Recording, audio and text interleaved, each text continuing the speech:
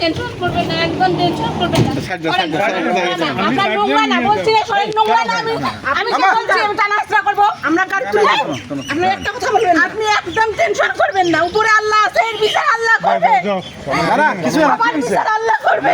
আজকে মিথ্যা অপবাদে কতটা মাস জেল কাটতেছে, আজকে দেশবাসীর কাছে আমি দিলাম। তার অপরাধ কে ছিল?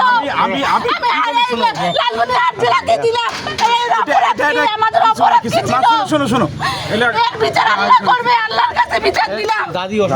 নোংরা একটা লিমিট থাকে, সব কিছুর একটা শেষ আছে। উপরে আল্লাহ আছে, কখনো কাউকে শান দিবে না। আজকে না 16 বছর, এটা 5 বছর আছে। আপনারা জানেন গত 24 তারিখ আমি জামিনে মুক্তি পাই।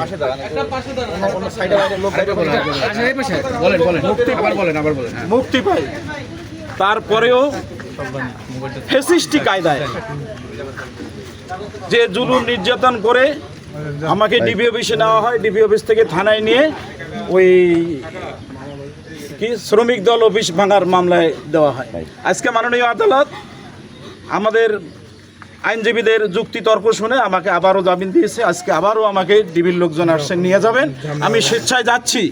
তবে লালমনিরহাটবাসীর কাছে আমার একটা কথা থাকলো যে আপনারা বিবেক বিবেচনা করে দেখবেন ফ্যাসিস্ট কারা।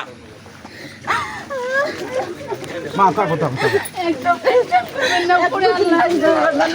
আমি করি না, আমি করি না। আমরা অন্যায় কিছু করি নাই। আমার উপরে সৃষ্টিকর্তা একজন আছে। 16টা বছর হারাটি দুনিয়ার প্রত্যেকটা তৃণমূলের বিএনপি সেবা দিয়ে গেছি। প্রত্যেকটা মানুষের সেবা কখনো ভাবি নাই বিএনপি আওয়ামী লীগ। একদম এলাকার মানুষের সঙ্গে মিলেমিশে হোক না, তুমি থাকো। কোনো প্রতিদ্বন্দ্বিতা করি নাই। কোনো মামলা এরকম হয়রানিমূলক কাজ করতেছে এনারা। এদের বিচার আল্লাহ করবে।